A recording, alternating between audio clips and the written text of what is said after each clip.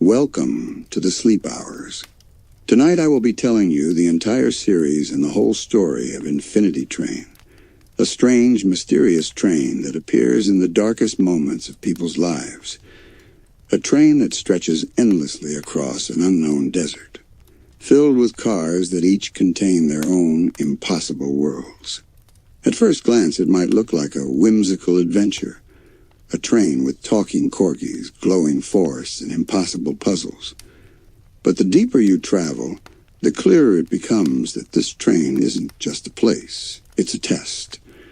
A place that forces people to confront the things inside themselves that they have been running from. And tonight, we're going to follow the entire journey of the Infinity Train, from its very first passenger that we meet, to the deeper truth of what the train really is, and why it chooses certain people to board it in the first place.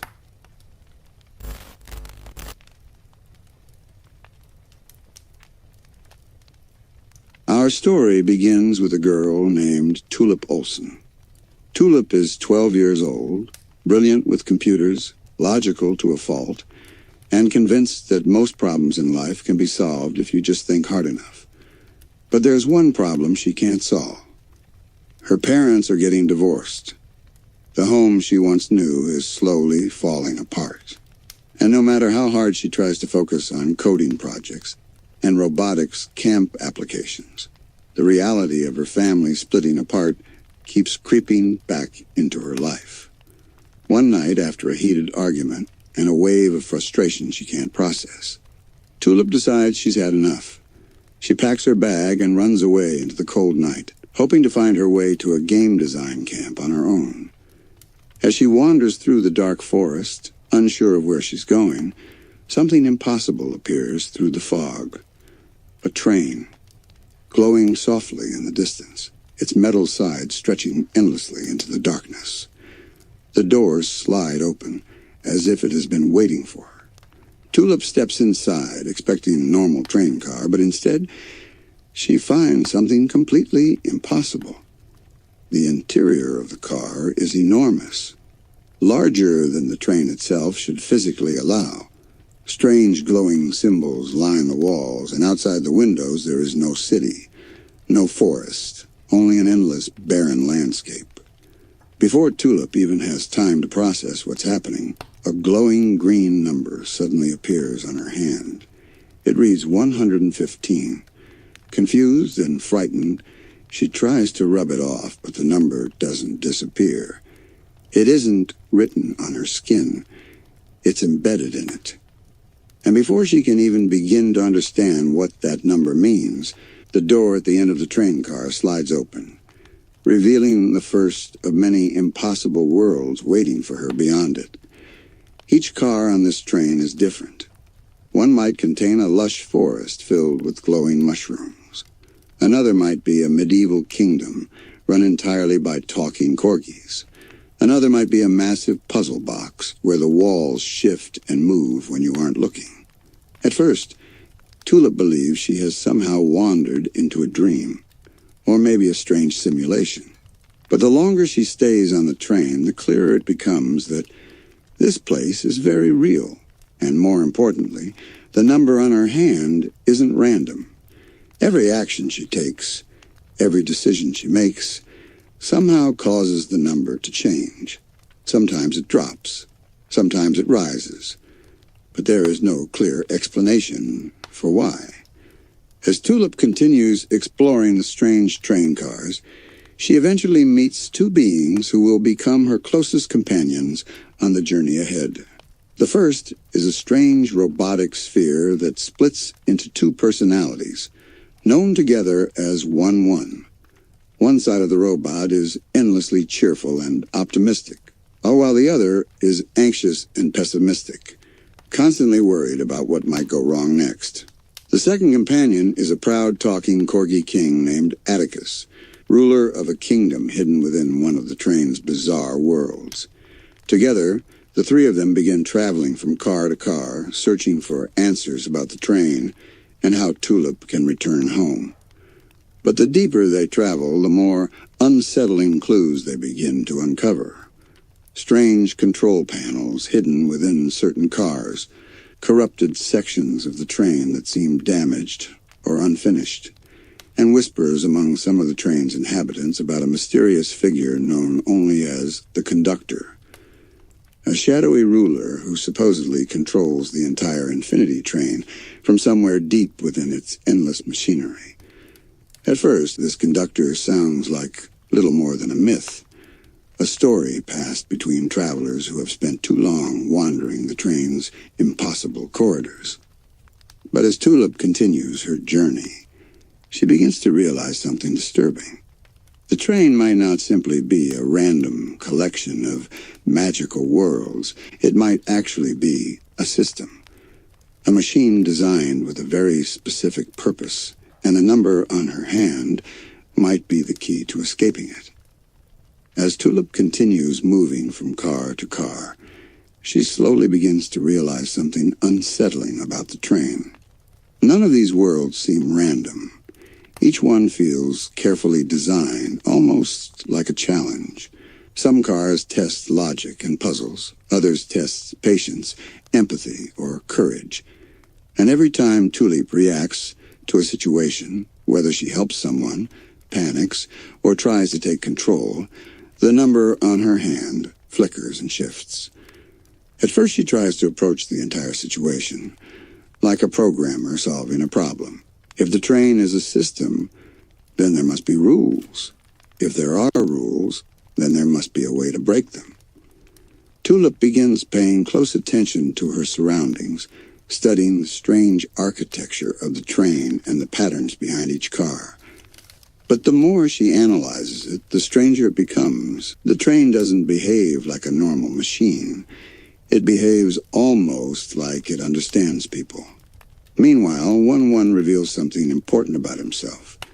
Despite clearly being some kind of robot connected to the train, he has absolutely no memory of his past. The cheerful half of him insists everything will work out, while the worried half constantly panics about their situation. The two personalities bounce off each other in a strange but oddly comforting way, and Tulip slowly begins to trust him. Still, there's something about 1-1 that doesn't quite add up. Certain doors on the train seem to react to his presence, opening automatically when he rolls close. Some systems recognize him as if he belongs there. But 1-1 himself doesn't understand why. His memory is blank, like someone erased an important part of who he used to be. Their journey becomes even stranger when they pass through more unusual cars. In one car, they discover a massive crystal cave filled with reflections that show twisted versions of themselves. In another, they must navigate a quiet library that seems to rearrange its shelves whenever someone looks away. Each new car reinforces the idea that the train isn't just transporting passengers. It's observing them, studying how they respond to challenges. And slowly, Tulip begins to notice something else about the numbers passengers carry, because she's not the only human on this train. Every once in a while, she catches glimpses of other travelers wandering through distant cars. Some look frightened and confused, like they've only just arrived. Others look different, hardened, like they've been on the train for a very long time. Their numbers glow brightly across their hands and arms, sometimes stretching far beyond what Tulip has ever seen on her own. One passenger she briefly encounters has a number so large it wraps all the way up their arm like glowing circuitry. It raises an unsettling question. If the number is supposed to go down, why are there people whose numbers have clearly gone up? Tulip tries not to think too much about that possibility, focusing instead on finding the mysterious conductor everyone whispers about. According to rumors spread among certain train inhabitants, the conductor controls the entire system from somewhere near the front of the train. If Tulip can find them, maybe she can finally understand what the numbers mean and how to get home. But with every new clue they uncover, the situation becomes more confusing. Because certain parts of the train appear damaged, broken. Entire sections of machinery seem to be malfunctioning or behaving unpredictably, almost like someone has tampered with them. One of the most disturbing discoveries happens in a dark industrial car where the group stumbles upon a massive mechanical structure embedded into the train's walls. It looks like some kind of control interface.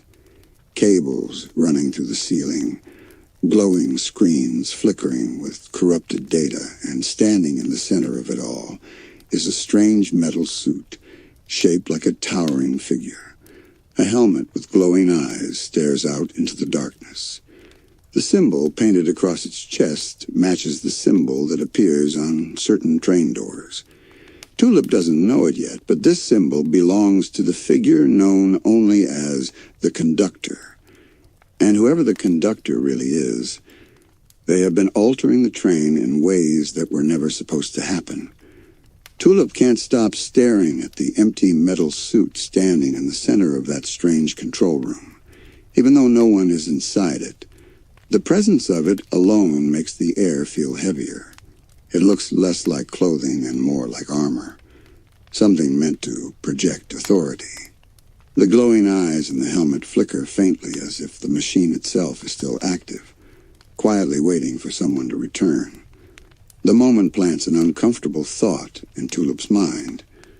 If someone is capable of controlling the train, capable of altering entire train cars and systems, then that person must understand the Infinity Train far better than she ever could.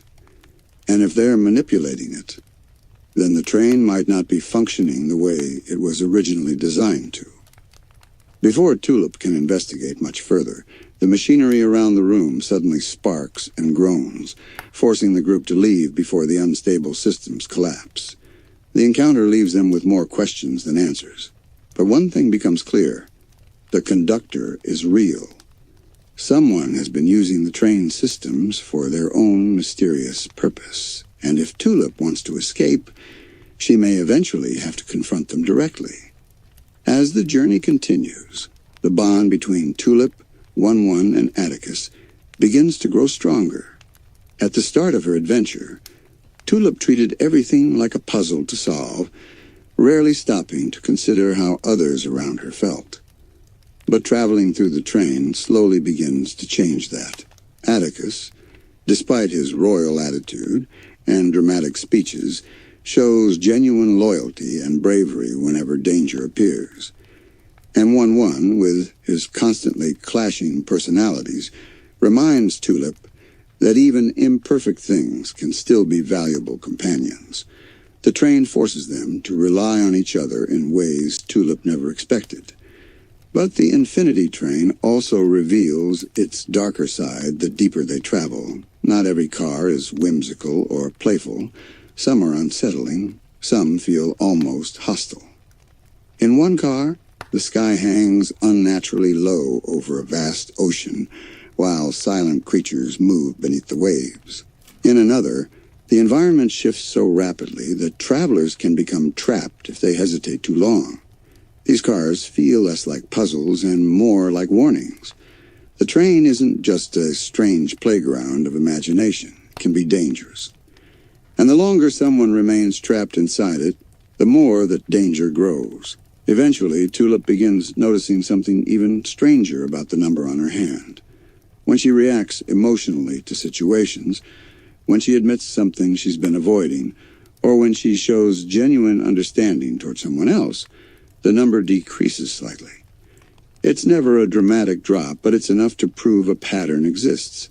Slowly, the realization begins forming in her mind. The train isn't simply testing intelligence or skill. It's measuring something deeper, something personal. For Tulip, that realization is difficult to accept. She has spent most of her life dealing with problems by suppressing emotions and focusing on logic. Her parents' divorce is something she refuses to fully process. Instead, she treats it like an obstacle that just needs to be worked around. But the train refuses to let her ignore it. Every challenge she faces seems to push her closer to confronting the feelings she has been avoiding. Meanwhile, 1-1 begins showing more signs that he may be connected to the train's original systems. Certain control panels respond directly to him, activating when he approaches. Old monitors flicker to life when he rolls nearby, displaying fragments of data that even he doesn't understand. Sometimes, in brief flashes, he seems to recognize parts of the train before quickly forgetting them again. It becomes increasingly obvious that 1-1's missing memories are tied to the deeper mystery of the train itself. All of these clues begin pointing toward one inevitable destination: the engine of the train. If the conductor truly controls the infinity train, then they must be somewhere near the front, where the endless chain of cars begins. Tulip realizes that reaching that point might be her only chance of understanding how to escape. But there is one more twist waiting for her before that confrontation happens. During their travels, Tulip encounters something that forces her to question her own identity entirely. Inside one of these strange mirror-like cars, the reflections begin behaving wrong. Instead of copying her movements exactly, her reflection hesitates. It lingers behind for just a second longer than it should. And when Tulip finally turns to look directly at it, the reflection stares back at her with a quiet expression of rebellion. On the infinity train, even reflections have minds of their own. And what happens inside that mirror car will change Tulip's journey in ways she never could have imagined. The mirror car is quiet in a way that feels unnatural. Smooth, reflective panels stretch across every wall, turning the entire room into a maze of endless reflections. At first, Tulip assumes it's just another strange puzzle designed by the train, but the longer she stands there, the more unsettling the reflections become. They don't move exactly when she moves. Sometimes they lag behind by a fraction of a second. Other times they stare back at her with expressions she isn't making. It's subtle, but it's enough to make her skin crawl. As Tulip carefully steps forward, her reflection in one of the mirrors suddenly does something impossible. Instead of copying her movement, it stays perfectly still. The reflection lifts its hand slowly, pressing its palm against the inside of the mirror, while Tulip stands frozen on the other side. For a moment, the two versions of her simply stare at each other. Then the reflection smiles and steps out of the mirror. This strange mirrored version of Tulip quickly becomes known as MT. Unlike Tulip, MT isn't human. She's a reflection that somehow gained independence inside the train. For her entire existence, she has been trapped in mirrors, forced to copy someone else's actions without ever having a life of her own. The infinity train, with all its strange broken systems and bending rules, somehow allowed her to escape that fate. But freedom comes with confusion. MT doesn't know who she is supposed to be, now that she's no longer just a reflection. Tulip immediately feels responsible for her. The idea that the train could accidentally create a new being simply because its systems are malfunctioning is both fascinating and disturbing. It's yet another piece of evidence that something on the train is wrong. Cars that behave unpredictably, systems that seem damaged, a mysterious conductor altering things behind the scenes. All of it points toward a larger disruption somewhere deep within the train's core. Eventually, MT chooses to go her own way, continuing her strange search for identity somewhere else on the train. But the encounter leaves Tulip thinking about something she has been avoiding during her entire journey. Identity. Who she is, and who she wants to be when she leaves the train. For the first time since arriving, Tulip finally allows herself to admit something out loud. She's angry about her parents' divorce, angry that the life she knew was taken away from her, angry that no one asked how she felt before everything changed. The moment she finally acknowledges those emotions instead of burying them, The glowing number on her hand drops noticeably. It's the biggest change she has seen so far. That moment confirms the truth Tulip has slowly been realizing throughout her journey. The infinity train isn't random at all. It brings people here when they are lost in their lives, when they're stuck emotionally and unable to move forward. The train forces them into strange situations where they have to confront the parts of themselves they've been avoiding, and the number on their hand measures their progress. But that realization brings an even darker thought with it. If the train is meant to help people grow and heal, then why is someone interfering with it? The mysterious conductor clearly has access to the train's systems. The broken cars and corrupted machines are proof of that. Whoever is behind that metal suit is altering something that was originally designed to help people. And if they're powerful enough to manipulate the train itself, then confronting them might be far more dangerous than Tulip realizes. Eventually, the trio reaches one of the most unusual cars yet. A massive, glowing grid stretching across the floor of an endless chamber. Floating above it are small robotic orbs quietly maintaining the structure of the train. When 1-1 rolls forward, something extraordinary happens. The machines suddenly react to him as if recognizing their true commander. Systems begin activating all around the room. Lights flicker back to life. Screens begin displaying fragments of old data. For a brief moment, 1-1 freezes.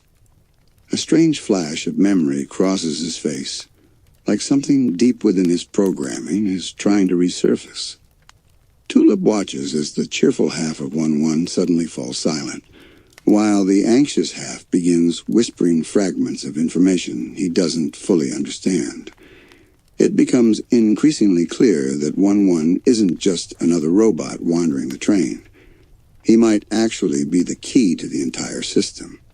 And if that's true, then the person pretending to be the conductor may have stolen control from the train's real operator. The realization hangs heavily in the air as Tulip and her friends continue forward through the endless line of train cars. If 1-1 truly belongs to the train's original system, then someone must have removed him from power at some point in the past. And that means the mysterious conductor they've been hearing about might not be the rightful ruler of the infinity train at all. Instead, they could simply be someone who took advantage of a broken system. As they move closer toward the front of the train, the environment around them begins to change. The whimsical cars filled with strange puzzles and bizarre worlds become less frequent. In their place are darker, more industrial sections of the train. Long metallic corridors stretch into the distance.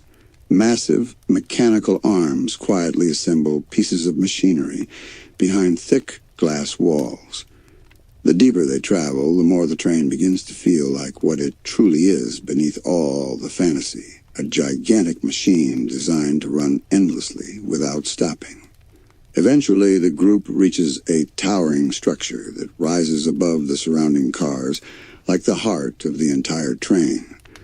Thick cables snake along the wall, connecting massive generators that pulse with dim orange light. The sound of machinery hums constantly in the background, vibrating through the metal floor beneath their feet. This place feels different from every other car they visited. It feels important.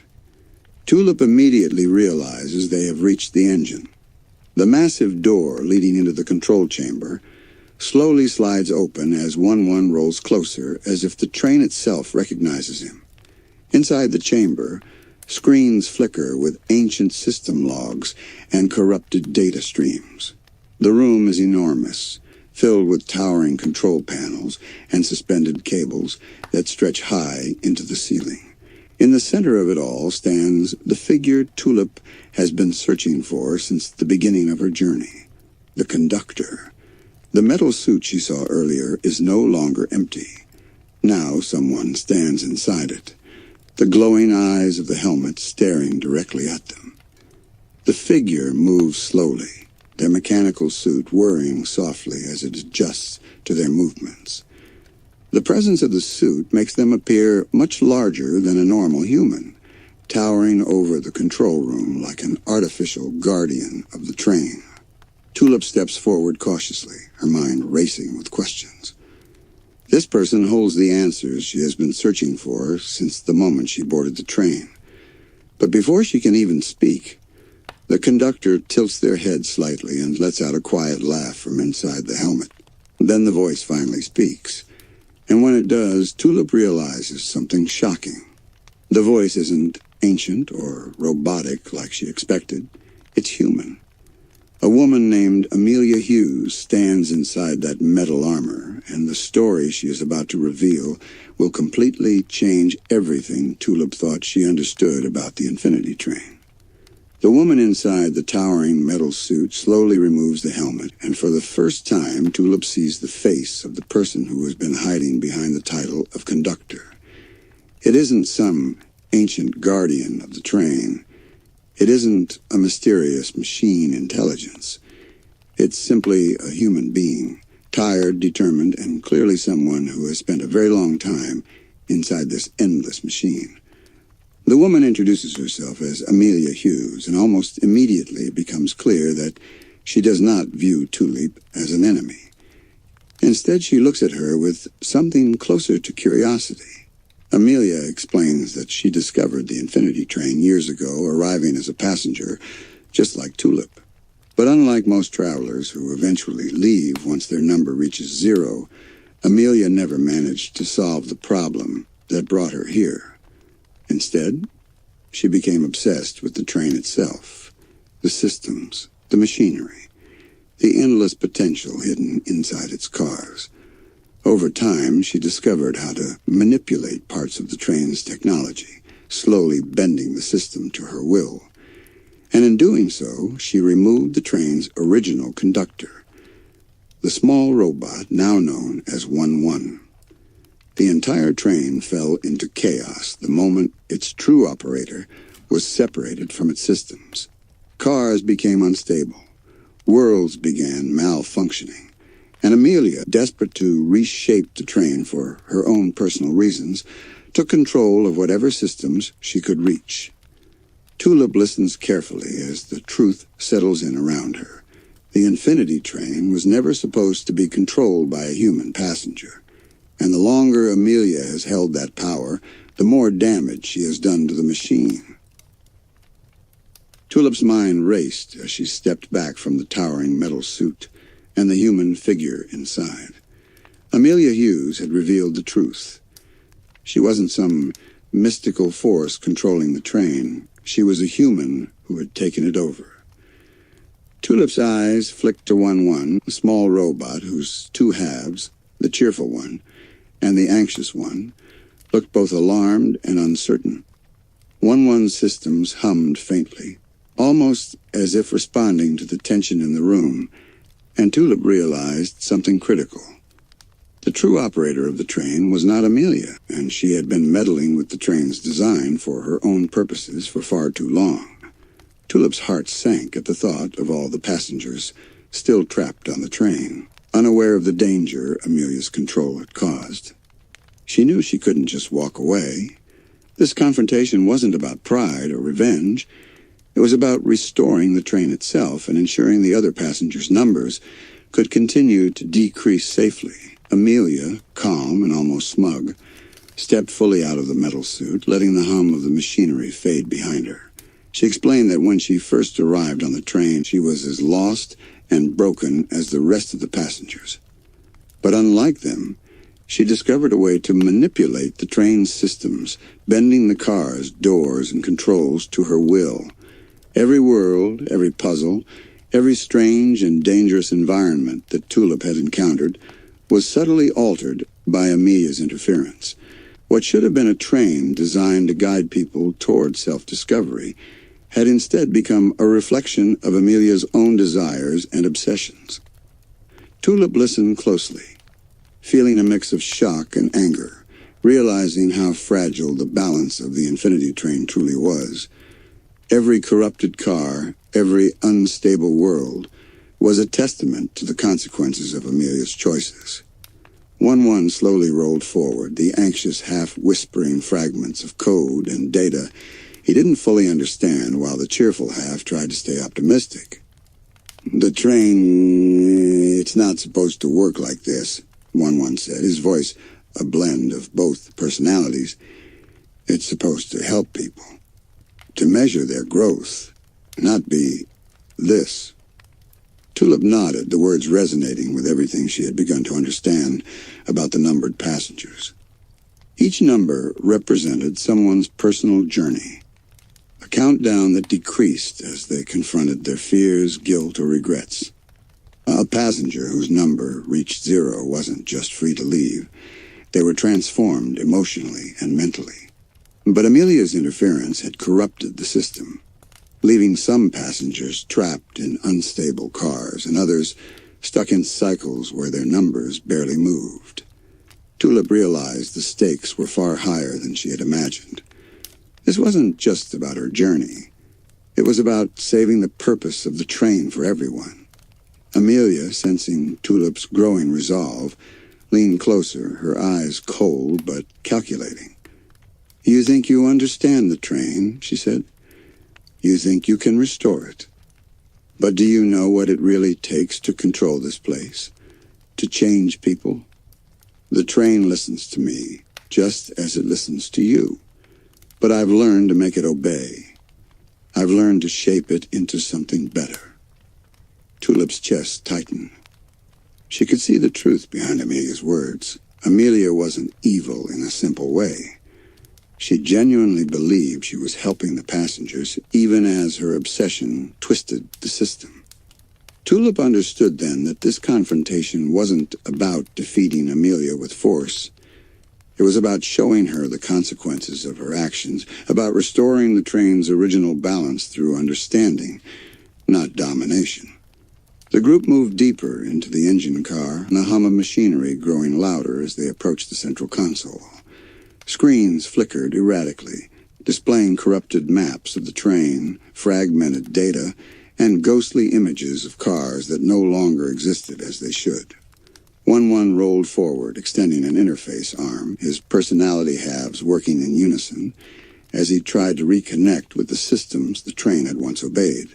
Lights pulsed in a rhythmic pattern, stabilizing slightly as code began to repair itself. Amelia watched, her expression a mixture of frustration and curiosity. Tulip felt the first glimmer of hope. If 1-1 could regain control of even a portion of the train, the balance might be restored, and the other passengers' journeys could continue as intended. Tulip's eyes scanned the flickering monitors. Names of passengers she had glimpsed on the train appeared faintly. Numbers glowing across their hands like distant stars. Some had dropped dangerously low, others barely moved, stuck in cars distorted by Amelia's manipulations. She realized the personal stakes weren't abstract. Every person represented a life altered by the train's broken state. Each passenger's journey mirrored Tulip's own in some way, and she felt the weight of responsibility settle heavily on her shoulders. The Infinity Train wasn't just a strange machine, it was a reflection of humanity itself, measuring growth, accountability, and self-awareness in the most literal, mechanical way imaginable. Tulip could feel the tension in the air tighten as 1-1 interfaced with the train's systems. The anxious half of his personality whispered fragmented warnings, corrupted code, destabilized cars, warnings of passengers at risk. The cheerful half, however, insisted that everything could be fixed, that the train could be restored to its intended purpose, if only Amelia would step aside. Tulip glanced at Amelia. Her eyes were sharp, calculating. But there was a flicker of something else, hesitation perhaps, or the faintest trace of doubt. Tulip realized this was the first real opportunity to reach her. Not with force, but with reason. The train itself was unstable. Every second of hesitation could worsen the chaos in the other cars. She knew she needed to act quickly. to guide Amelia towards seeing the consequences of her actions rather than simply arguing. Amelia finally spoke, her voice echoing through the humming chamber. "You think this train belongs to anyone else?" she asked, gesturing toward 1-1. "I've spent years understanding it, shaping it, controlling it. I've learned its patterns, its weaknesses. I've helped passengers in my own way. Why should you or a robot tell me I'm wrong?" Tulip felt a chill at the conviction in Amelia's tone. She understood that Amelia truly believed in her vision. But Tulip also knew that vision had corrupted the train's purpose. The whimsical, sometimes dangerous, always challenging worlds were no longer designed to help people confront themselves. They were reflecting Amelia's obsession. Some cars had become impossible to navigate, others threatening or confusing beyond reason, and Tulip understood that if Amelia remained in control, countless passengers might never reach their zero. Tulip stepped forward, holding her hands out calmly, trying to reach Amelia through words rather than confrontation. "Amelia," she said gently but firmly, "I understand why you want to help, but this isn't your train to shape. The train has a purpose, a system that measures growth and understanding. Every passenger's number exists to guide them towards self-awareness. When you manipulate it for yourself, you're putting them all at risk. 1-1 is part of the system, the rightful operator. You've been controlling it, yes, but the train isn't yours. It's meant to guide people, not be controlled by anyone's obsession." Amelia's eyes narrowed, but she said nothing at first, letting Tulip's words hang in the charged air of the engine room. At that moment, 1-1's systems pulsed as if recognizing Tulip's words as truth.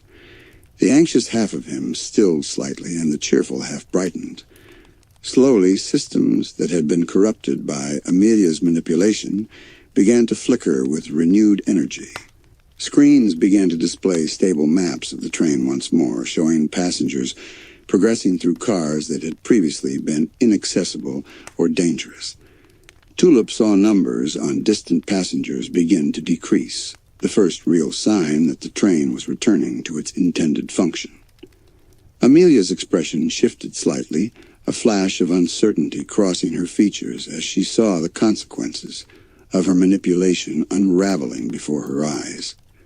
Tulip realized this was her chance. She carefully explained that the train wasn't about power or speed or control. It was about guidance.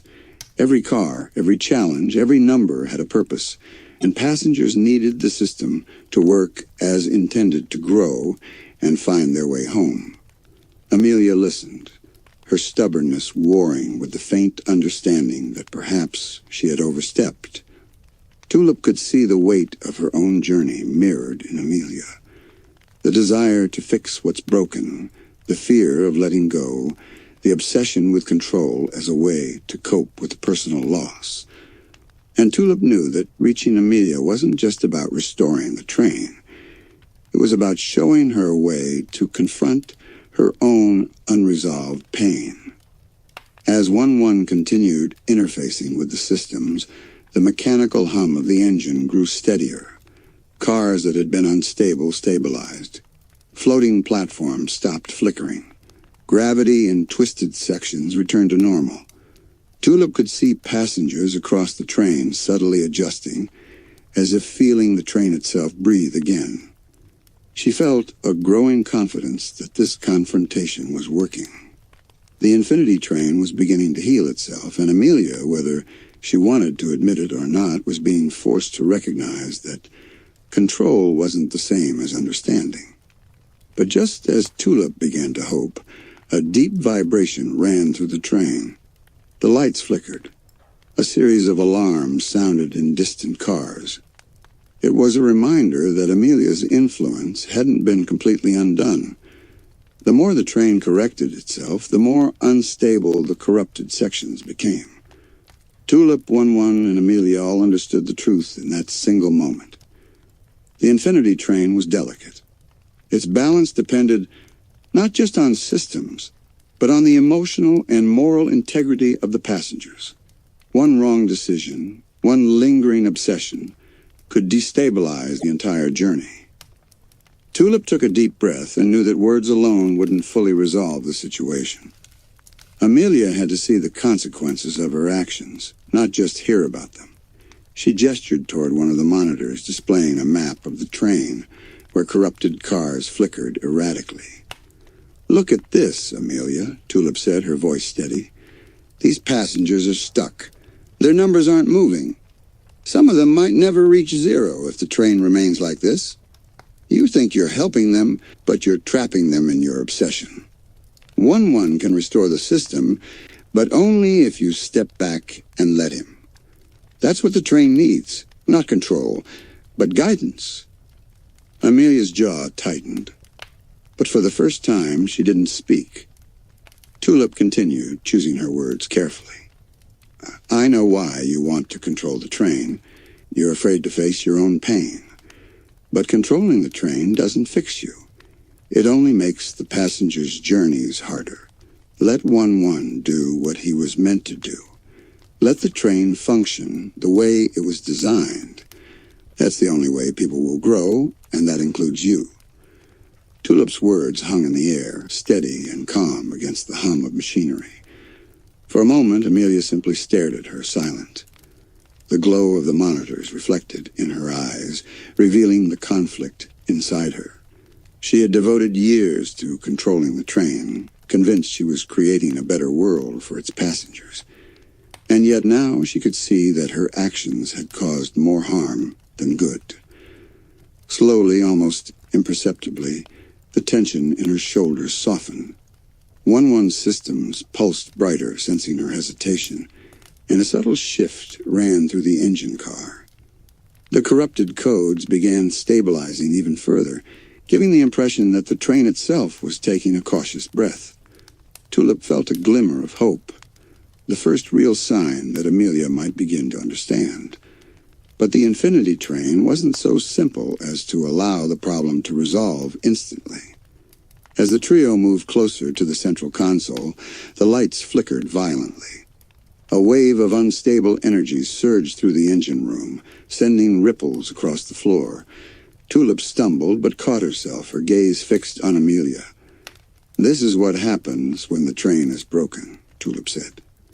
"Every time someone tries to control it, for the wrong reasons, it destabilizes the world for everyone else. Every passenger's journey becomes harder.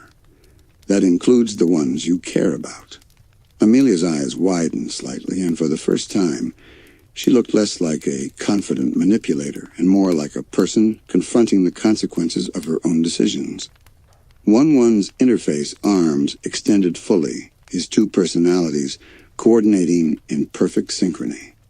The anxious one whispered warnings about failing systems, while the cheerful one encouraged himself and Tulip to stay focused. Together, they began reconnecting the corrupted nodes of the train, restoring power to the broken cars, and stabilizing the systems Amelia had altered. Each success caused distant passengers' numbers to drop slightly, as if the very act of restoring the train's balance was reigniting the flow of personal growth. Tulip watched in awe, realizing the truth that had eluded her for so long. The Infinity train wasn't just a collection of strange worlds. It was alive in its own way, a machine and a moral system intertwined, responding to the actions and choices of those within it. Amelia's expression changed gradually as she observed the effects. She saw passengers' numbers begin to move correctly, saw unstable cars stabilize, saw the delicate balance of the train begin to return. For the first time, she realized that control wasn't about power. It was about responsibility. Her obsession, however well-intentioned, had endangered countless lives. Tulip took a cautious step closer. "You don't have to let go of everything," she said softly. "You can still care, still guide. But the train belongs to no one. Its purpose is bigger than any single person, including you." Amelia's shoulders relaxed fractionally, and the tension in the engine car eased.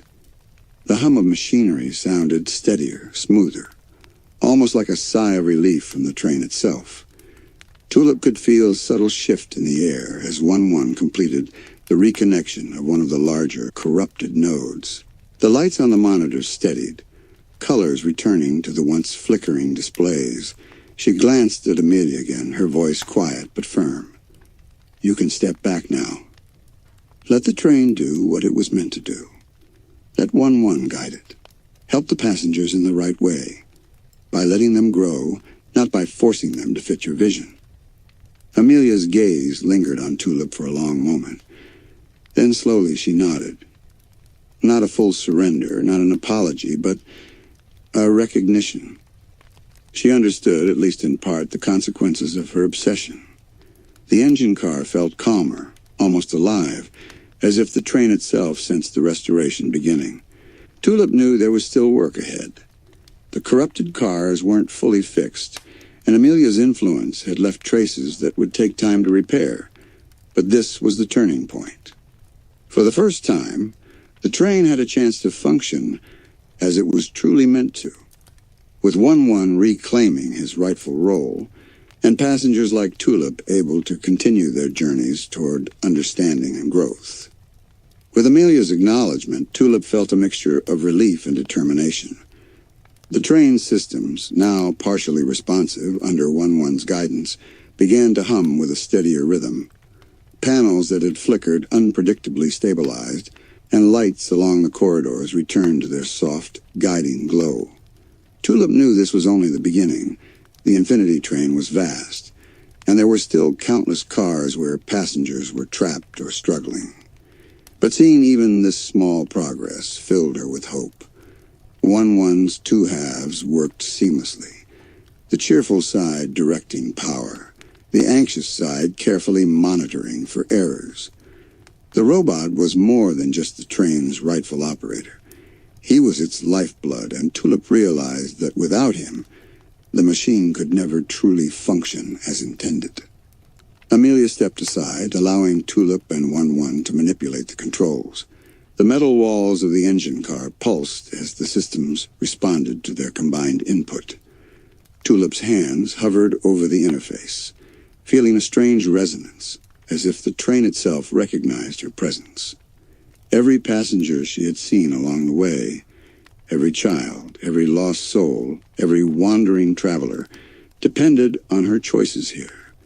The glowing numbers on passengers' hands flickered faintly in her mind's eye, a mental map of who was stuck, who was making progress, and who had been corrupted by Amelia's interference. Tulip realized that while she had thought her journey was about returning home, it had always been about something much bigger, restoring the purpose of the Infinity train itself. Amelia watched silently, her arms crossed, as Tulip and 1-1 worked. The tension that had filled the room gradually eased, though a flicker of defiance remained in her eyes. She had invested herself entirely in controlling the train, and letting go, even partially, was difficult. Tulip could sense that beneath Amelia's pride and obsession was a deep longing, the desire to fix what was broken, both in the train and perhaps in herself. It was that human vulnerability that Tulip aimed to reach, not with force, but with empathy. She spoke softly. "Amelia, you wanted to help, and in a way you did. But the train was never meant to be owned. It's a system, a reflection of human growth. Let it guide, let it teach, and let the passengers find their own way." Amelia's eyes softened, and for the first time, a faint smile appeared. It was the smallest shift, but Tulip knew it signaled the beginning of trust. 1-1's interface completed a major reconnection, and a wave of stabilization rippled through the train. Distant cars that had been frozen or warped began to correct themselves. Floating platforms stopped flickering. Gravity in unstable sections normalized. Tulip could almost see the passengers' numbers begin to drop again, evidence that their journeys were resuming as intended. The infinity train, once corrupted by Amelia's obsession, was slowly returning to balance. Tulip felt a profound sense of awe. The train was more than a machine, it was alive, responding to the moral and emotional integrity of its passengers and operators alike. Despite the progress, Tulip knew there was still one major obstacle. Amelia had spent years altering the train, embedding her influence deeply within its systems. Some of the corrupted cars were more than just broken. They had become twisted reflections of Amelia's desires, impossible to fix through simple reconnection. Tulip would need to confront the core of those distortions to show Amelia not just that control was harmful, but that the passengers themselves were the reason the train existed. Every choice Amelia had made, every twisted world she had created, had consequences for real people. Tulip realized that restoring the train completely required Amelia to recognize that truth fully. Finally, Tulip, Amelia, and 1-1 paused in the heart of the engine car, the hum of the stabilizing train surrounding them. Tulip looked at Amelia directly, her voice calm yet unwavering. "You don't have to be in control to make a difference," she said. "Let the train guide the passengers. Let 1-1 do what he was meant to do. Help them by helping the system work. That's how you can truly help." Amelia's eyes lingered on Tulip, then slowly shifted toward the flickering monitor showing passengers in distant cars. The realization settled in her expression. Her obsession had caused suffering, but now there was a chance to make things right. The room's tension eased as the engine hummed steadily, the train beginning to breathe again, and Tulip felt that the first real step toward restoring balance had finally been taken. Tulip watched as Amelia finally stepped fully away from the controls, her posture less rigid, her eyes reflecting a tentative understanding. 1-1 systems hummed steadily, fully responsive now as the train itself seemed to adjust to the restored balance. Tulip could see distant cars stabilizing, passengers' numbers decreasing, and worlds that had been twisted returning to their intended states. Atticus, ever the dramatic companion, let out a small, relieved bark, sensing that their journey through this chaotic section was finally paying off. Tulip felt a deep sense of accomplishment, not because she had defeated Amelia, but because she had helped the train remember its true purpose. The infinity train wasn't just a puzzle or a machine. It was alive in the most profound way, a reflection of human growth, emotion, and morality.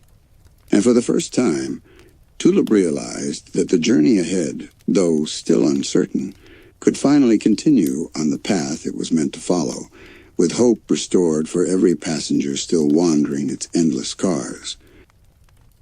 As the infinity train hummed steadily under 1-1's restored guidance, Tulip finally allowed herself a brief moment of relief. The engine car's lights glowed softly, the distant corridors stabilized, and the chaotic cars that had reflected Amelia's obsession were slowly returning to their intended designs. But the train's journey is never truly calm for long. Tulip had learned that every season brought a new set of passengers, challenges, and revelations. Season 2, in particular, introduced an entirely different chapter of the train's story, one darker, more complex, and much more morally ambiguous. While Tulip's story was about understanding loss and personal growth, the next chapter would explore obsession, identity, and the limits of control in ways she had only just begun to glimpse. Season 2 centers on Jesse Koze, a teenage boy whose arrival on the train is driven by anger, resentment, and a desperate need for revenge. Unlike Tulip, Jesse doesn't arrive confused about the train's mechanics. He arrives with a purpose shaped entirely by his own trauma. Jesse's father, an abusive figure in his life, has left deep emotional scars, and Jesse's number glows on his hand, not from ignorance, but from anger and unresolved trauma. He's not looking to understand himself yet. He's looking for justice, retribution, and a sense of control that he feels the real world has denied him. The train, as always, reacts to these emotions, shaping the cars to reflect Jesse's inner state. In some cars, the environment is a violent labyrinth. In others, the challenges are confrontational, designed to force Jesse to confront his rage. The numbers on his hand drop only when he is forced to face uncomfortable truths about his own actions, truths he initially refuses to acknowledge. Jesse quickly encounters Grace, a mysterious, calm, and highly intelligent girl whose demeanor sharply contrasts with Jesse's impulsive anger. Grace's number has been on the train for much longer than Jesse's, and she has already learned to navigate the Infinity Train with precision. She understands its rules, its dangers, and its moral structure. But unlike Tulip, Grace is less forgiving of those who disrupt the balance. She has witnessed firsthand the chaos that arises when passengers act recklessly, and she approaches Jesse with caution, skepticism, and occasional irritation. At first, Jesse resists her guidance, unwilling to trust someone who doesn't share his anger. But the train itself forces them into situations where cooperation is necessary. Gradually, an uneasy alliance forms between them, built on mutual necessity rather than friendship. Season 2 also introduces one of the most enigmatic threats the train has ever seen, Apex. Apex is not a passenger in the traditional sense. He is an artificial intelligence designed to patrol the train, enforcing order and stability. Unlike 1-1, Apex doesn't guide the train or nurture its passengers. He punishes, eliminates, and manipulates, targeting those whose numbers suggest instability or moral failure. Apex operates with a cold efficiency that terrifies even the most confident passengers. For Jesse, Apex becomes both a challenge and a mirror, forcing him to confront his violent impulses in life-or-death scenarios. Apex interventions are precise, calculating, and unrelenting. The AI is the embodiment of the train's darker lessons. That unchecked emotion, obsession, and aggression can have consequences that go far beyond personal growth. Jesse's journey through the train is far less whimsical than Tulip's. Cars are dark, industrial, and hostile, often shifting and changing without warning. In one car, Jesse finds himself in a labyrinth of mirrors, each reflection distorting his image and amplifying his anger. Apex observes silently from above, noting his responses and adjusting the environment to test him further. Grace provides guidance from a distance, instructing Jesse on strategies to survive and maintain focus, but she cannot intervene directly. The Infinity Train's moral and mechanical systems are designed to challenge passengers in alignment with their personal failings. And Jesse's path is particularly treacherous because his core struggle is with anger, a deeply reactive and self-protective emotion. Jesse's encounters with Apex quickly become a harsh lesson in consequences. In one car, he faces a gauntlet of shifting platforms over an endless void, each step a test of his control over his temper and his impulses.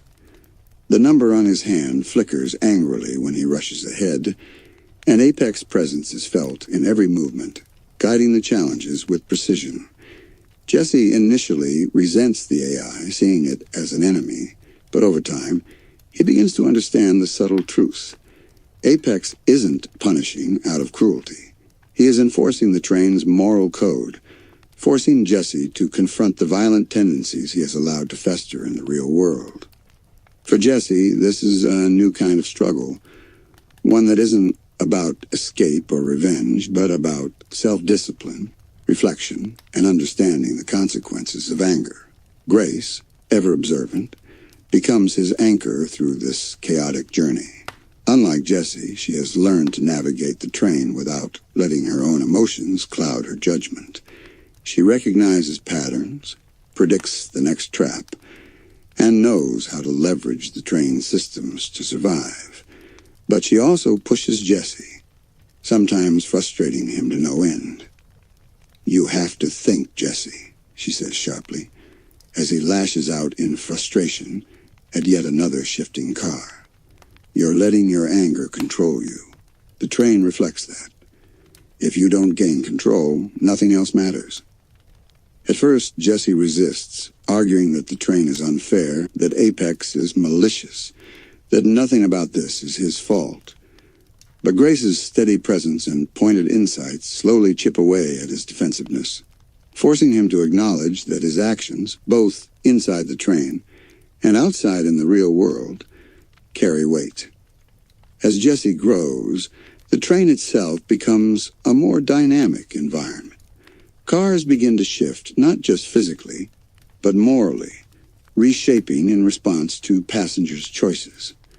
One car resembles a courtroom where Jesse faces exaggerated versions of people from his life, forcing him to confront the impact of his anger and resentment on those around him. Another car mirrors his own childhood home, warped and exaggerated, highlighting moments he has tried to forget or rewrite in his mind. Apex lurks in the background of these experiences, observing, ready to intervene if Jesse fails to learn the correct lesson. Each encounter is intense, forcing him to weigh his impulses against the potential consequences, and ultimately teaching him that power without understanding leads to ruin. But the Infinity Train, as always, is never purely a test of individual growth. Jesse and Grace must also navigate complex relationships with other passengers, some of whom have been trapped for years. These encounters are morally ambiguous. A passenger might seem friendly, but harbor dangerous secrets or appear hostile, while truly in need of help. Grace guides Jesse in recognizing the difference, teaching him to balance his instincts with careful observation. For Jesse, this is as much a lesson in empathy as it is in self-control. He begins to see that the train's purpose isn't punishment, it's understanding, reflection, and personal responsibility. His number drops slowly as he learns to confront not just external threats, but internal truths. The dynamic between Jesse and Grace deepens over time. Jesse, initially brash and solitary, begins to rely on her insight. Grace, initially distant and guarded, starts to recognize the potential for growth in Jesse. They form a cautious alliance built on trust, necessity, and shared danger, though their personalities often clash. Jesse's impulsiveness tests Grace's patience, while Grace's precision challenges Jesse's adaptability. Yet through every hostile car and every confrontation with Apex, they learn to complement each other. Jesse brings boldness, intuition, and raw emotion, while Grace brings strategy, patience, and moral clarity. Together, they begin to understand what the Infinity Train is truly testing. Not just intelligence, but character, morality, and the ability to grow beyond one's flaws. As Jesse and Grace continue navigating the train, the challenges grow more psychologically complex.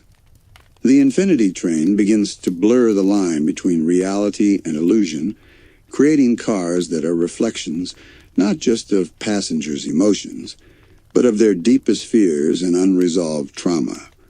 In one car, Jesse is confronted by an endless corridor of mirrors, each reflection showing him older, angrier, and consumed by vengeance.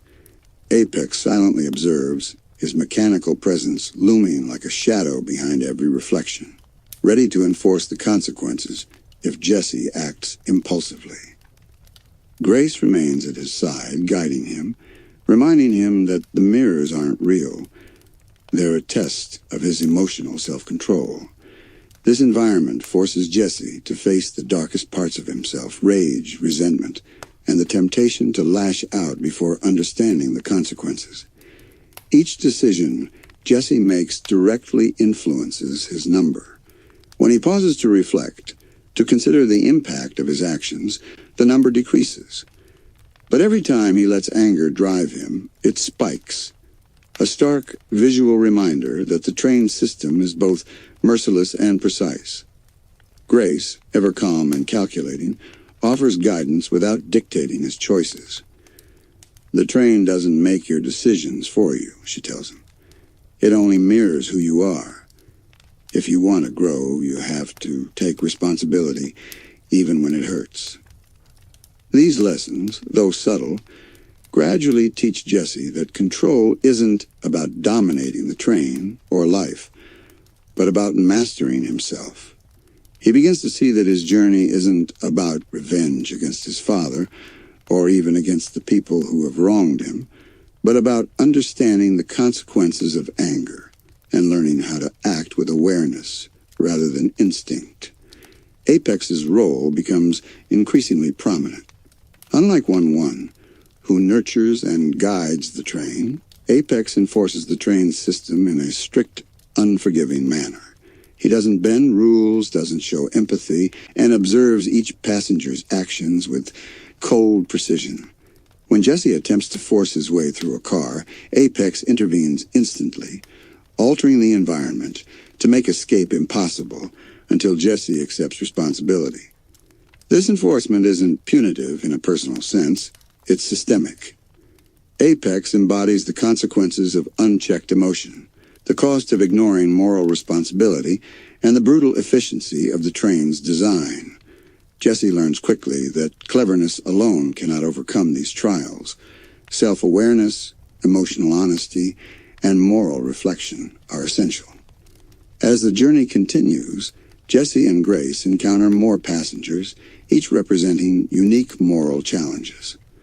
Some are trapped in cycles of fear, others in cycles of selfishness or deceit. Every encounter tests Jesse's growing understanding of the train's purpose. He begins to recognize that the Infinity Train is more than a series of challenges. It is a moral ecosystem, where the growth or stagnation of one passenger subtly affects the rest. Grace points this out repeatedly, explaining that empathy and cooperation are just as important as self-control. Jesse starts to adapt, relying on Grace's insight, but also learning to trust his own judgment. His number begins to steadily drop, a tangible measure of his emotional evolution.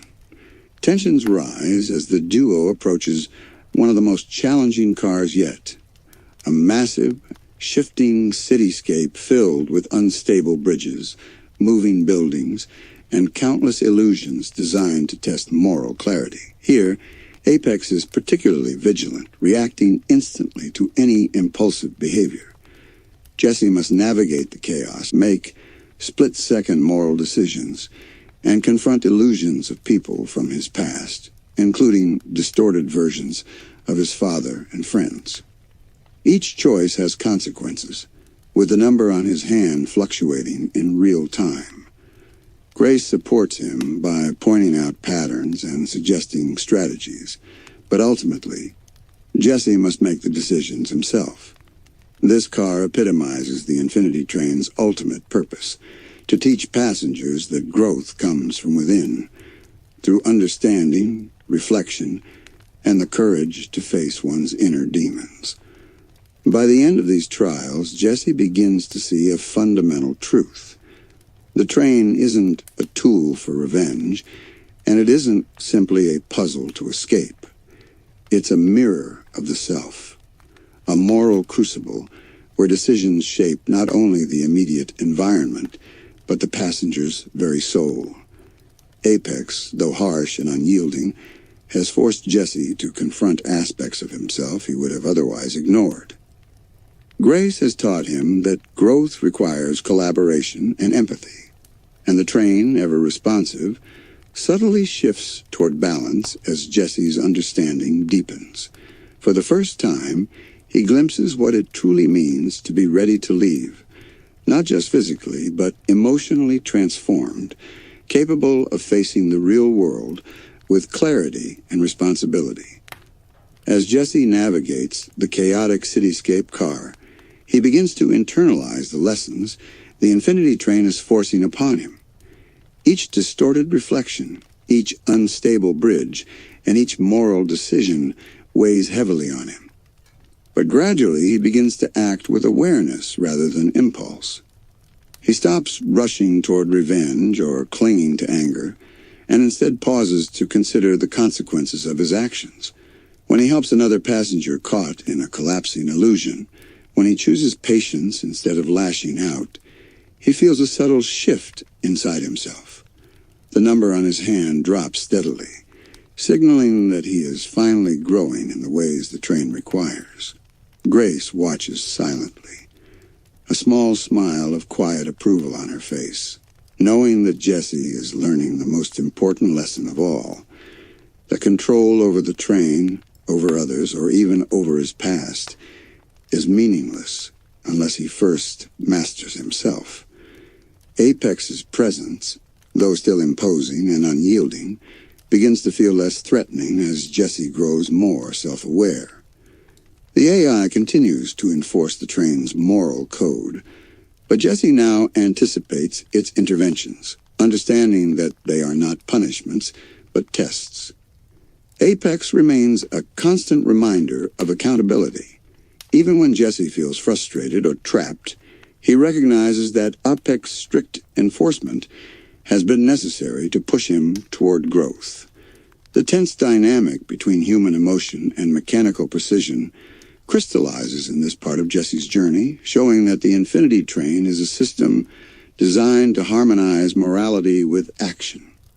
Jesse begins to understand that the number on his hand isn't a timer to escape. It's a mirror, a measurement of how he confronts and evolves through life's challenges. In a pivotal moment, Jesse faces a car filled with illusions of his father, magnified and exaggerated. The father in this car is larger than life, angry and punishing, representing every hurt Jesse has ever felt. The temptation to react with rage is overwhelming, and the number on his hand flickers rapidly, threatening to spike if he loses control.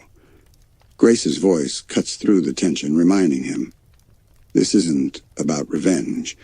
This is about understanding. Face him, but don't let anger control you." Jesse takes a deep breath and confronts the illusions honestly, acknowledging his pain without letting it dominate him. As he does, the number on his hand steadily decreases, and the illusions dissolve, leaving a calm, empty space in the car. Apex observes silently, recording and adjusting, yet there is no interference. Jesse has finally demonstrated the growth the system demands. The climax of Jesse's journey in Season 2 occurs as he approaches the final car, a mirror of his own self stripped of distractions and external illusions. Here he faces the essence of his unresolved trauma and anger, not projected outward, but internalized. Apex hovers silently, Grace standing beside him, and Jesse finally begins to understand the depth of his own journey. He confronts his emotions fully, acknowledging his anger, his desire for revenge, and the choices he's made because of them. He allows himself to forgive, not in the naive sense, but in the deliberate understanding that holding on to rage only prolongs suffering. The number on his hand reaches 0 and a soft glow radiates from it, signaling that Jesse has completed the intended growth cycle of the train. As the car stabilizes and the number disappears, Jesse feels a profound shift. The cityscape car, once chaotic and threatening, transforms into a peaceful, reflective environment. Grace steps forward, her expression calm but proud.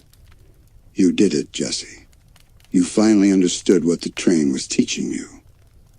Apex, silent and ever watchful, retreats into the background, a reminder that the train continues its work, observing and testing, but also ready to respond to those who truly grow.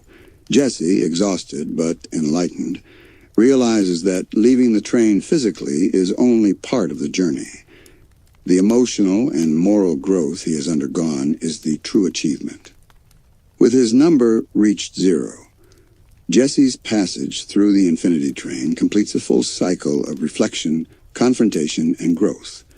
He steps toward the exit with a sense of purpose, understanding that the train doesn't just guide passengers through puzzles and strange worlds. It challenges them to confront themselves, to evolve, and to integrate their lessons into their lives outside the train. Grace follows, her own journey ongoing, and together they leave a stabilized portion of the train behind, their experiences forever shaping the paths of future passengers. Season 2 ends with the knowledge that the Infinity Train is more than a machine. It is a moral crucible, a living system that measures the growth, accountability, and self-awareness of every soul aboard. As Jesse and Grace step out of the final car, the glow of their completed numbers fades, leaving behind a calm, reflective atmosphere. The Infinity Train hums steadily, its systems restored and balanced, passengers' journeys continuing as intended.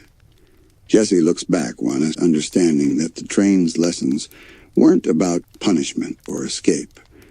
They were about confronting one's inner demons, accepting responsibility, and growing through experience. Grace walks beside him, quiet but steady, a reminder that guidance and collaboration are as important as self-discovery.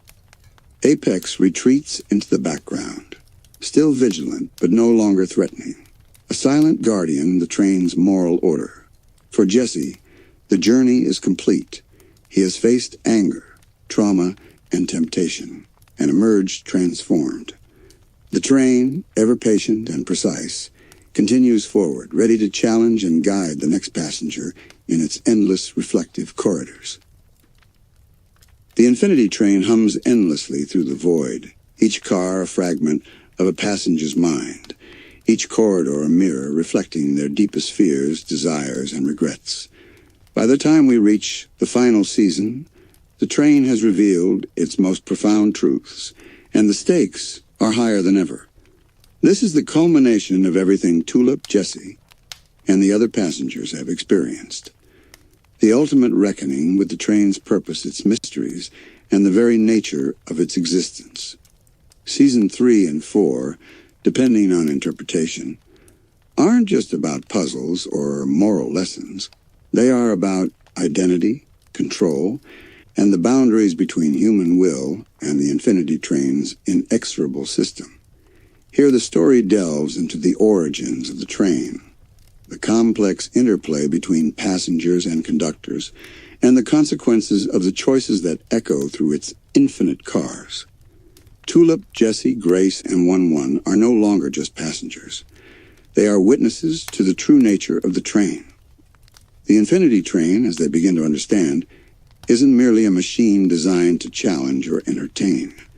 It's a living system, a construct that observes, measures, and reflects human morality in real time. Every passenger, every number, every choice matters. The train is infinite, not just in length, but in depth. It adapts to the psychology of those aboard, reshaping its cars, puzzles, and challenges according to emotional and ethical resonance. In these final seasons, the stakes expand beyond individual growth. The train itself is tested. Its systems have endured disruption, manipulation, and near collapse at the hands of passengers like Amelia. Now, the Infinity Train must reconcile these disruptions to continue serving its ultimate purpose, guiding, teaching, and sometimes punishing until understanding is achieved. A key figure emerges as the story intensifies. Lake, a passenger with a unique perspective on morality and consequence. Unlike Tulip or Jesse, Lake approaches the train with pragmatism, intelligence, and a sense of inevitability. They understand the rules in ways others do not, noticing patterns in the train's systems and the interactions between passengers. Lake's presence highlights one of the final season's deepest lessons. The growth isn't universal in its approach. Some passengers need reflection, some need challenge, and some require collaboration. Lake, observing the chaos of the train's cars and the struggles of others, serves as a living reminder that understanding the train also means understanding the subtleties of human nature, the choices that define us, and the consequences that follow. The central tension of these seasons revolves around control versus harmony. Amelia's earlier interference echoes through the train's structure, leaving a residual instability in certain cars. Tulip and 1-1 continue to stabilize these areas, but the train's true challenge is far more complex. The system itself begins testing the passengers collectively, combining moral, emotional, and strategic challenges in ways previously unseen. Cars are no longer isolated puzzles. They interact, creating cascading effects that test not only individual growth, but the ability of passengers to cooperate, make ethical choices, and navigate uncertainty together. Jessie, now more self-aware, and Grace, still precise and guiding, must adapt to these larger-scale trials. Tulip, too, finds that her understanding of the train must evolve beyond personal reflection to consider the collective consequences of all passengers' decisions. Amidst this growing complexity, 1-1 becomes more than a guide. He becomes the train's moral anchor. His dual personalities, once seen as a simple comedic contrast, are revealed as essential components of the train's operational integrity. The cheerful one maintains optimism and fosters growth in the passengers, while the anxious one ensures precision and caution, guarding against impulsive errors that could destabilize the train. Together, they embody the balance necessary for the infinity train to function: empathy coupled with accountability, growth tempered by responsibility. In the final seasons, 1-1's interface with the train is tested like never before, as the train itself seems to react with increasing autonomy, challenging passengers in ways that appear almost sentient. Tulip, Jessie, Grace, and Lake begin to understand the most profound truth of the infinity train. It is a mirror of humanity, a system designed to challenge, nurture, and test the moral, emotional, and ethical dimensions of those aboard. Every choice resonates, every failure leaves ripples, and every moment of growth strengthens the system as a whole. The infinity train's cars, puzzles, and anomalies are more than obstacles. They are reflections of what it means to be human, imperfect, resilient, and capable of transformation. Here, the line between machine and morality blurs, and the passengers realize that their journey isn't merely about escape. It's about understanding themselves and each other in ways they never imagined. As the infinity train continues its endless journey, the challenges escalate. Cars are no longer just reflections of individual passengers. They now combine multiple perspectives, blending fears, desires, and unresolved conflicts into interconnected mazes. One car, for instance, shifts unpredictably between Tulip's careful problem-solving landscapes, Jessie's tense and confrontational corridors, and Lake's analytical patterns. Passengers are forced to confront not just their own growth, but the impact of their decisions on others. Collaboration becomes essential, but it is complicated by lingering distrust, past trauma, and the competing desires of each passenger. Every choice has consequences, and Apex, though less visible now, remains an ever-present reminder that the infinity train enforces accountability with precision. Tulip, now seasoned by her earlier journey, acts as a guide, but she learns that leadership isn't about control. She helps Jessie navigate through cars that test his ethical boundaries, while also assisting Lake and Grace in decoding the train's most complex systems. Each passenger brings something vital to the group: Jessie's raw insight and courage, Grace's analytical precision, Tulip's empathy and moral clarity, and Lake's strategic understanding of patterns and consequences. Together, they begin to realize that escaping the train isn't about reaching the exit first. It's about achieving balance, both individually and collectively. The train, in a sense, responds to this collaboration, stabilizing cars as the passengers grow more in sync. But any misstep can trigger chaos, reminding them that the infinity train is always vigilant, always learning, and always testing. The stakes reach a critical point when the passengers encounter a central hub car, larger and more intricate than anything before. It is a massive, open space filled with floating platforms, shifting staircases, and reflective surfaces that show not only who they are, but who they might become. Here, the infinity train begins to reveal its deepest secret. It isn't just a system for growth or reflection. It is an arbiter of human morality, testing the alignment between intentions and actions. Tulip sees fragmented glimpses of passengers she had only briefly met before. Jesse notices scenarios that mirror unresolved conflicts in his own life. Grace recognizes patterns that suggest the train itself might be learning from its passengers, adapting its challenges based on their choices. The infinity train, in these final stages, becomes almost sentient, reacting to the passengers not merely as individuals, but as a collective, testing their ability to cooperate, reflect, and grow together. Apex reemerges more prominently in this hub, acting as both judge and catalyst. The AI's presence is imposing, yet it is not arbitrary. Apex highlights failures and inconsistencies, creating obstacles that force passengers to confront their flaws head-on. Jesse, who has learned restraint, now must balance courage with caution, ensuring his actions do not destabilize others. Tulip must manage her empathy, avoiding interference while guiding effectively. Grace must maintain precision under pressure, and Lake must interpret patterns quickly to prevent cascading failures. Each passenger's growth is intertwined, and Apex ensures that the consequences of misjudgment are immediate, often forcing choices that test both morality and self-awareness.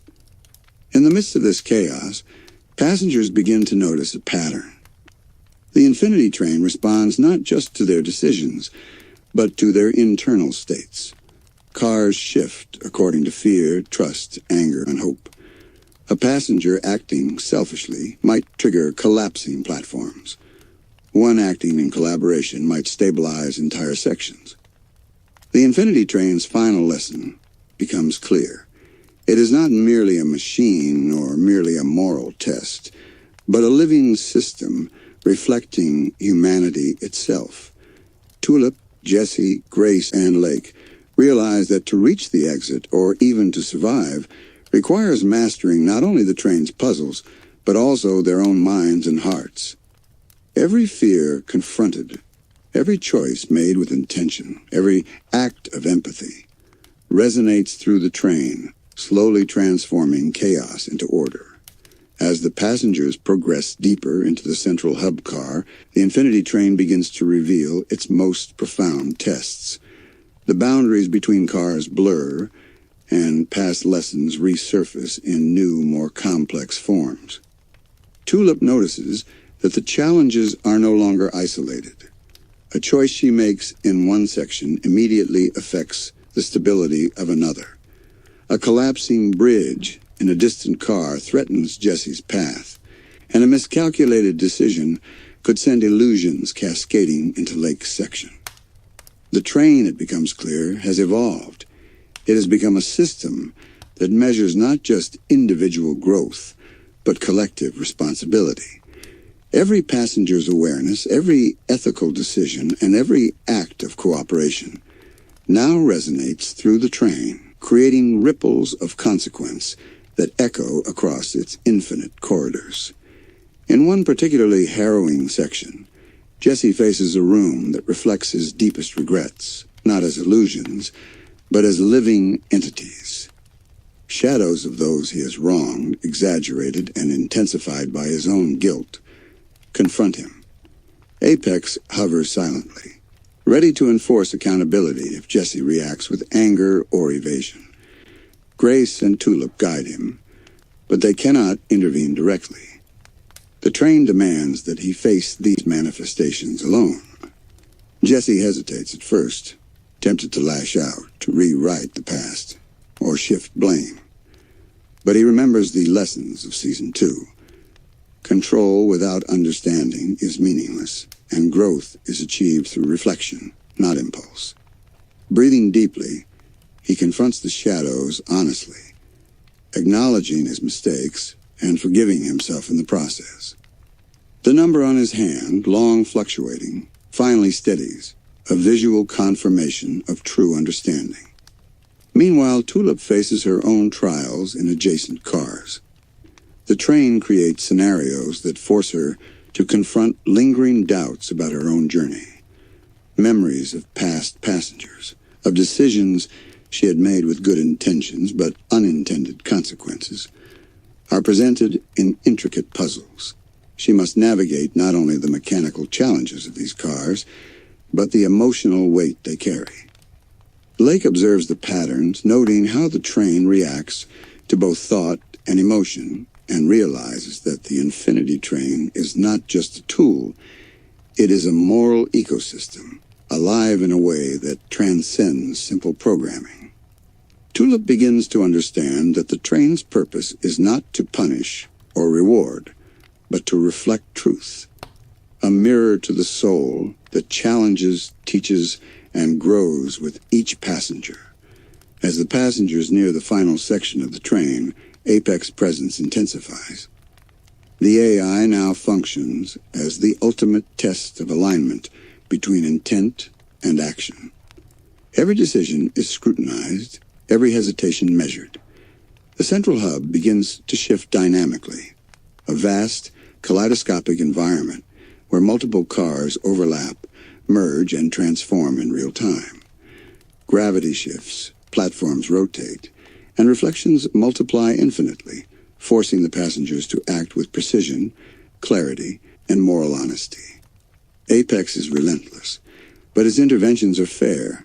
Every obstacle is a chance to demonstrate growth, and failure carries immediate but instructive consequences. In this way, the final season's design ensures that only passengers who have truly understood themselves and the train's purpose can navigate the ultimate challenges successfully. Throughout this climax, the passengers begin to notice subtle patterns. Every act of cooperation stabilizes distant cars. Every choice made with integrity reinforces the train's structure. Conversely, selfish or impulsive actions create chaos that threatens to cascade across multiple sections. The Infinity Train has become a living testament to human morality, demanding not only self-awareness, but also consideration for others. Jesse, Tulip, Grace, and Lake each realize that the true test is not individual completion. It is the collective ability to navigate, adapt, and grow in harmony. The train reflects the interconnectedness of all passengers, and the final lesson becomes unmistakable. True understanding requires empathy, responsibility, and the courage to face one's flaws while considering the impact of one's actions on the whole. The final challenge of the Infinity Train is a convergence of all the lessons the passengers have learned. The central hub morphs into a colossal, reflective chamber, with walls, floors, and ceilings mirroring every passenger simultaneously. Tulip sees herself, Jesse, Grace, and Lake in countless permutations, each reflection showing not only who they are, but who they could become. The train tests their perception, forcing them to act not just morally, but with awareness of the broader consequences. Jesse, who has learned to control his anger and act with empathy, guides himself and others through illusions that would have overwhelmed him before.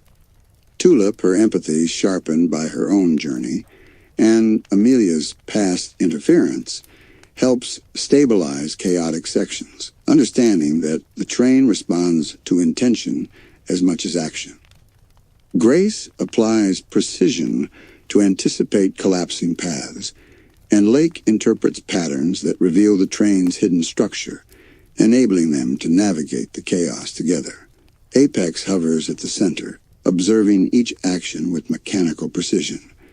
The AI is no longer simply an enforcer. It is a mirror of the passenger's growth. Every ethical choice, every act of courage, every moment of understanding resonates through the hub, creating subtle shifts in the environment. Shadows recede, platforms stabilize, and reflections realign as the passengers act in harmony. The Infinity Train systems, once disrupted by Amelia's obsession and passengers' past failings, now respond in a unified rhythm. For the first time, the passengers feel a sense of true agency.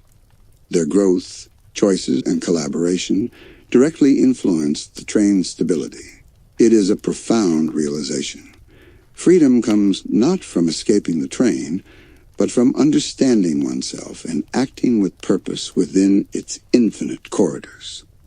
In the final moments, the train presents one last test, a mirror that shows the passengers not as they are, but as they could be if they failed to learn from their journeys. Jesse sees himself consumed by rage. Tulip sees herself overwhelmed by doubt. Grace sees herself cold and disconnected. And Lake sees the world in rigid patterns without empathy. The chamber pulses with tension, and Apex watches silently. The passengers must confront these reflections honestly, acknowledging what they could become if they allowed their flaws to dominate. One by one, they face their potential failures and take responsibility for them, their numbers glowing briefly before fading completely, signaling the completion of the train's moral cycle. It is a moment of clarity, of understanding that the Infinity Train is not a punishment, a puzzle, or even a journey to a destination. It is a mirror, a test, and a guide all at once. Finally, the Infinity Train begins to stabilize entirely. The central hub ceases its chaotic transformations. The corridors realign, and the cars settle into harmonious order. The passengers, now fully aware of their growth, are led to the exits. Tulip steps forward, reflecting on her journey from a lost, confused girl to a confident, empathetic guide. Jesse follows, tempered by self-awareness and moral clarity. Grace walks beside them, precise and thoughtful, and Lake observes quietly, their understanding of human nature deepened. Apex retreats to its station, no longer a looming threat, but a guardian, ensuring that the train's moral and emotional integrity endures for future passengers. The Infinity Train, infinite as ever, hums with renewed purpose, ready to guide the next soul who boards its mysterious, reflective corridors. The final lesson of the Infinity Train is unmistakable. Growth is never linear, and understanding comes through struggle, reflection, and responsibility. The passengers realize that while the train may be infinite in length, its true purpose is finite and profound, to teach, to guide, and to reflect the complexity of human morality. As Tulip, Jesse, Grace, and Lake leave, the train continues on, a silent, living entity, holding within its cars the endless stories, struggles, and triumphs of all who have dared to face themselves. And so the Infinity Train hums on, eternal, infinite, and infinitely reflective, a testament to the resilience, complexity, and transformative power of the human spirit. As Tulip, Jesse, Grace, and Lake step through the final exit, the Infinity Train hums softly behind them, its endless corridors stretching into the unknown. Every car, every reflection, every challenge they faced has left its mark, not just on them, but on the train itself. They understand now that the journey wasn't about escaping, winning, or even reaching a destination. It was about growth, responsibility, and understanding the consequences of one's actions.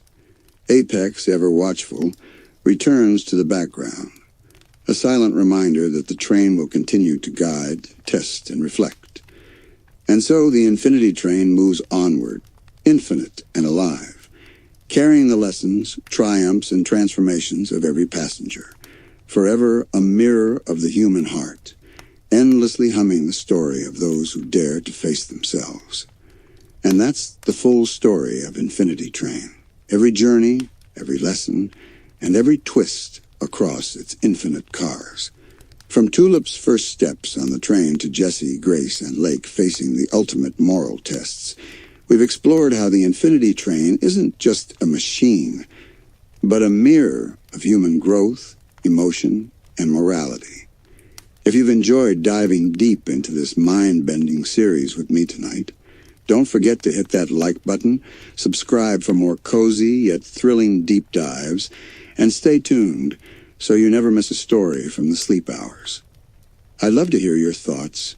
Who is your favorite passenger, and which car challenged you the most in your imagination? Leave a comment below. Thank you for joining me on this journey through the Infinity Train, and until next time, keep exploring, keep reflecting, and keep your curiosity alive. Good night, everyone.